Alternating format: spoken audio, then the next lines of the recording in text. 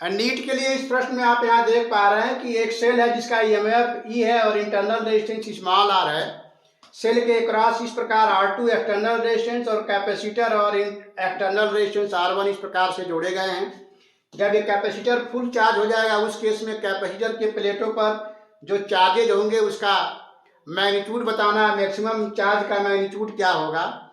ऐसे में चूंकि हम जानते हैं कि कैपेसिटर जब फुल चार्ज हो जाता है तो उसके क्रॉस करंट नहीं फ्लो करता है। करंट कैपेसिटर के क्रॉस 0 हो जाएगा जब वो फुल चार्ज हो जाएगा, यानी फुल चार्जिंग में कैपेसिटर जो है स्विच ऑफ की तरह काम करता है, यानी उसका रेजिस्टेंस इनफाइनाइट हो जाता है। ऐसे में इस कैपेसिटर के क्रॉस फुल चार्जिंग में यहाँ पर करंट जो होगा 0 होगा, इसके क्रॉस करंट नहीं फ्लो करेगा। इसका मतलब बैटरी से जो करंट आएगा आई वो इधर से ऐसे निकल जाएगा और ये सर्किट हो जाएगा, करंट इधर नहीं आएगा, ऐसे ही करंट इसमें फ्लो करेगा, यानी सारा करंट R2 के थ्रू ऐसे फ्लो करेगा। इस सर्किट को हम ऐसे बना सकते हैं।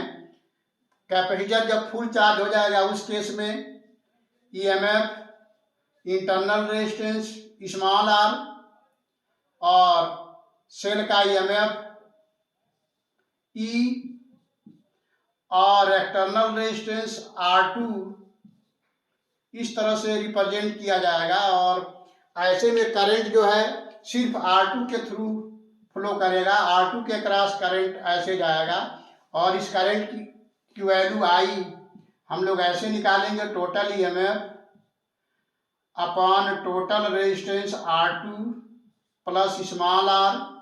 ये करंट जो है इस सर्किट में फ्लो करेगा, यानी R2 के क्रॉस ये करंट फ्लो करेगा।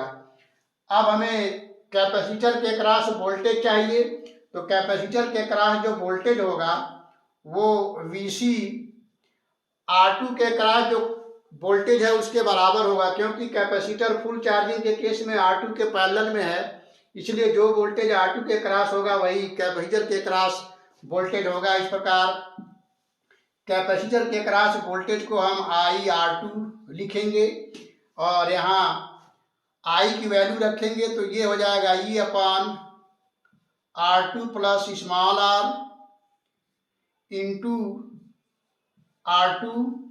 तो ये कैपेसिटर के क्रॉस वोल्टेज हुआ। अब कैपेसिटर के प्लेटों पर जो मैक्सिमम चार्ज आएगा उसकी वैल्यू C इंटू कैपेसिटर के क्रॉस वोल्टेज होता है और ये वैल्यू हम निकाल चुके हैं। तो यहाँ पर ये हो जाएगा C और कैपेसिटर के क्रॉस जो वोल्टेज है वो वैल्यू आ गया E R2 upon R2 plus small R. तो ये हुआ मैक्सिमम चार्ज कैपेसिटर पर। तो हम समझते हैं इसको आप काफ़ी अच्छे से समझ पाए होंगे। तो इस प्रकार आप देख रहे हैं कैपेसिटर पर जो मैक्सिमम चार्ज आया उसकी value CR2 upon R2 plus small R हुआ। तो हम समझते हैं काफ़ी अच्छे से आपने इसको समझा होगा। इस तरह के क्वेश्चन नीट के एग्जाम में पूछे जाते हैं। तो फिर मिलते हैं नेक्स्ट वीडियो में किसी और क्वेश्चन के साथ, तब तक के लिए थैंक यू।